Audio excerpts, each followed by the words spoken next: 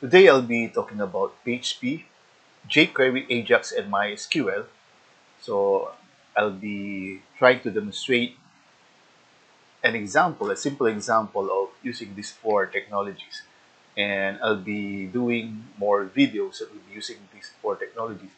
That's why I placed here. This is just the first part wherein I'm going to use these four technologies.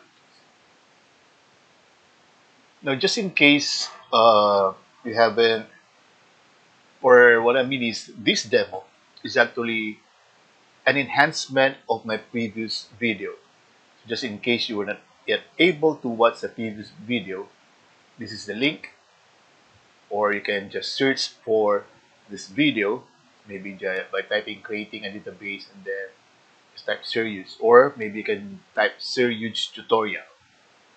So when you say Eudz tutorials, then all of my videos will be, you can have a list of all the tutorial videos that I have created. Now, what are my objectives for this short lecture is number one, retrieve records from MySQL using PHP, which we also have done from the previous video. And we're going to update the web page using jQuery and AJAX. And of course, I'll be using also BOOTSTRAP.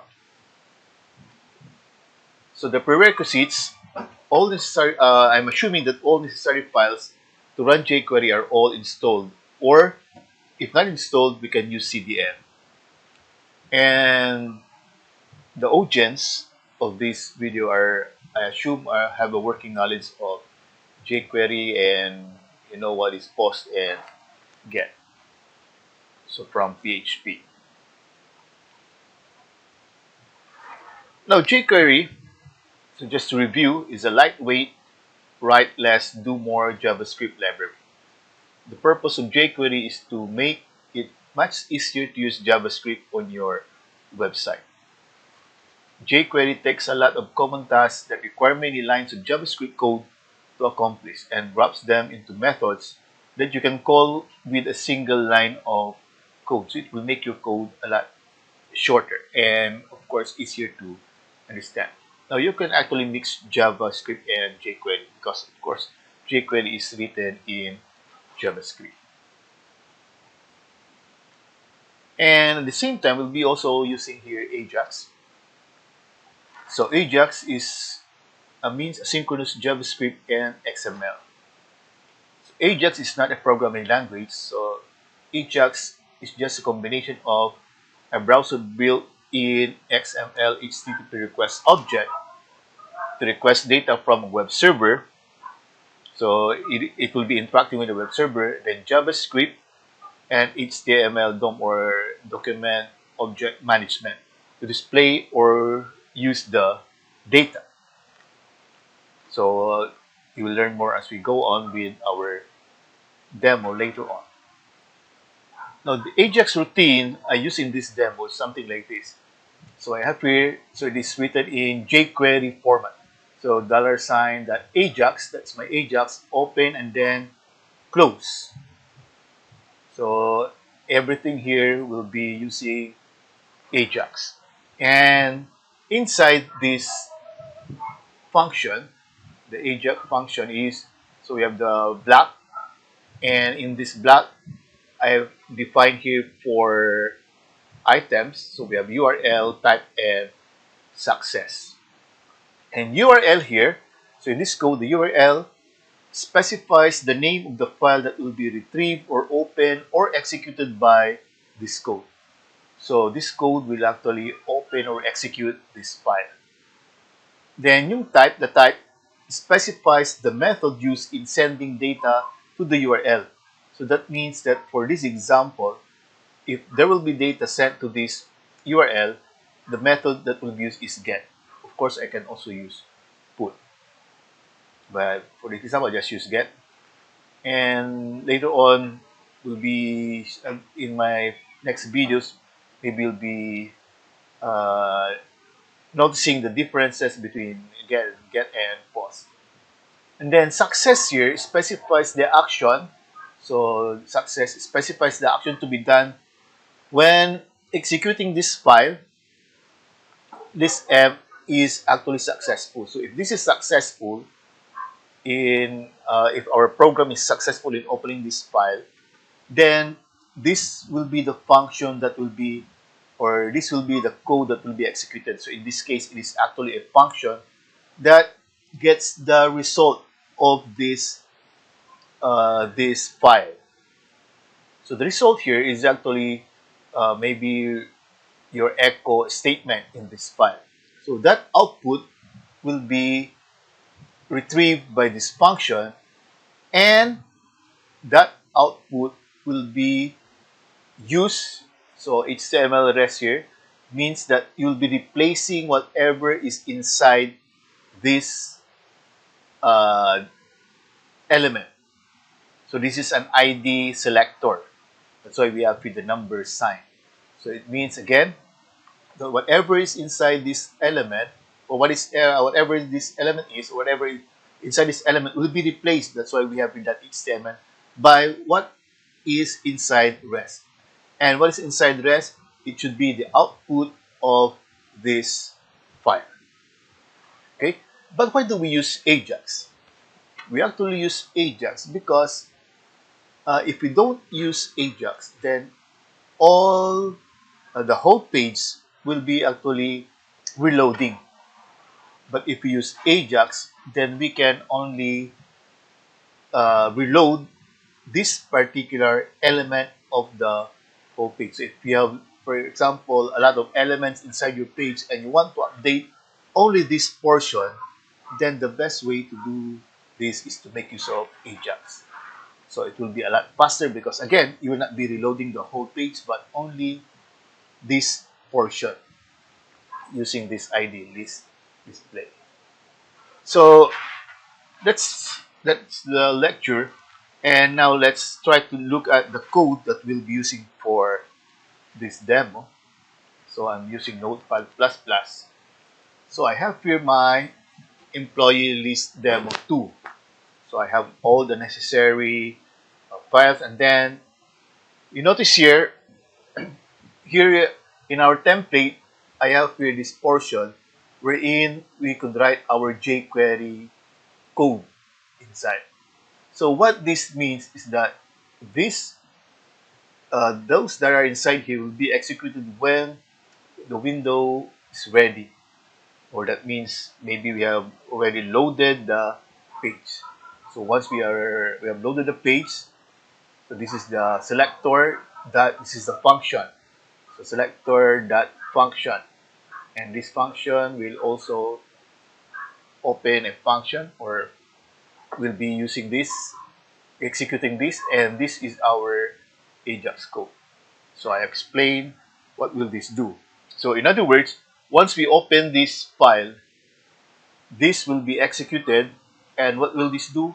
It will update the content of this element, the list display element. So we'll be going back to this later. So here is our code now. So I'm using Bootstrap, so we have some sort of a heading. So I Jumbotron, MySQL jQuery, so we have H3. And then I place here a container. It's a container. And inside my container, I have a card. Okay. So in my card, I have my header. So usually a card is composed of three parts. So card header with background, primary, text like, employee list. Then I have with the card body. So you notice it is empty. It does not contain anything. But I have here the ID list display. So if you notice that the list display ID here is the ID that was mentioned or selected in this code. So list display, list display. In other words, this element will be updated once this code is executed. And again, the file that will be executed will be list M. Then we have the footer, and then that's it. Okay? So more or less, you know what will be done by this program. Then now let's take a look at list M. If you still recall the code last time, I'll show you the code last time. So this is my emp list dem.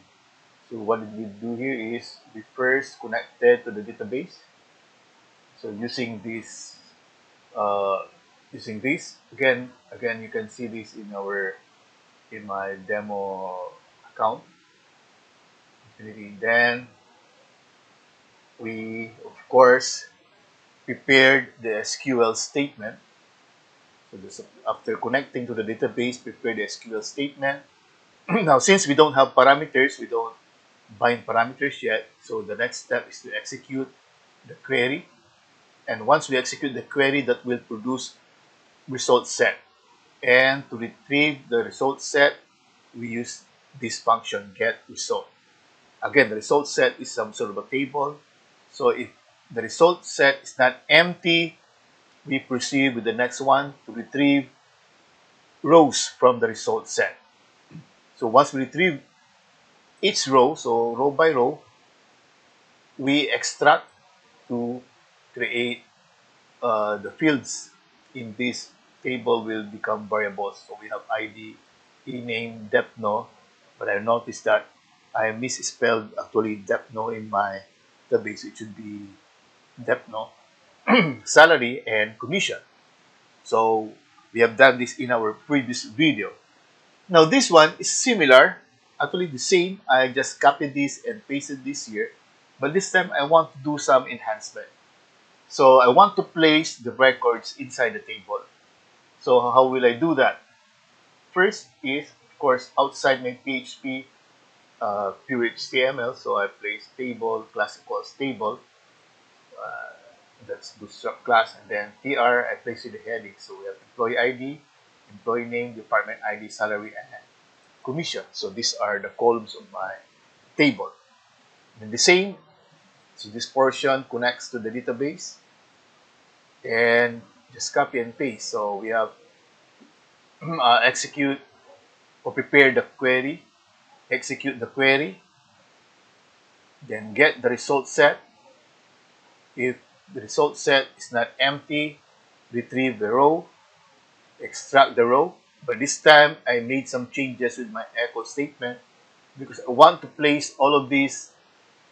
Again, I'm using a table, so it should be inside td/td, all of the fields. So again, I misspelled this one. And all of these TDs should be inside or wrapped inside TR because this is one row of my table. So the same. So I only changed, or I only added the table header and I only changed this one. So after the PHP, I have to close my table with slash table. Okay. Then after that, after typing my file, I have to upload my file now in my Infinity account. So just in case you have forgotten how to upload files, you can again watch this previous video of mine. So how to upload files and set up BOOTSTRAP in infinityfree.net, or you can open that file using this, or you can search for this again in my tutorials. So what you're going to do now is to open your file manager, and then of course look for htdocs. So open htdocs and then upload the file. So here I already have uploaded the file. I have here emp list demo2 and list emp. So what will I do now is to open this file. So, or yes, access that web page. So my UL's URL is ulcsweb pz.com slash emplistdemo2.php. So that's now my new URL. So once I press enter key, so there's now my output. So this is my Jumbotron and this is my card, and this is the table that I retrieved from my list M. So this is the same table that I used from my previous demo. So later on, maybe you could not still see the advantage of using Ajax, but in my next demo, you will see why we're using Ajax rather than doing this directly. So thank you for listening.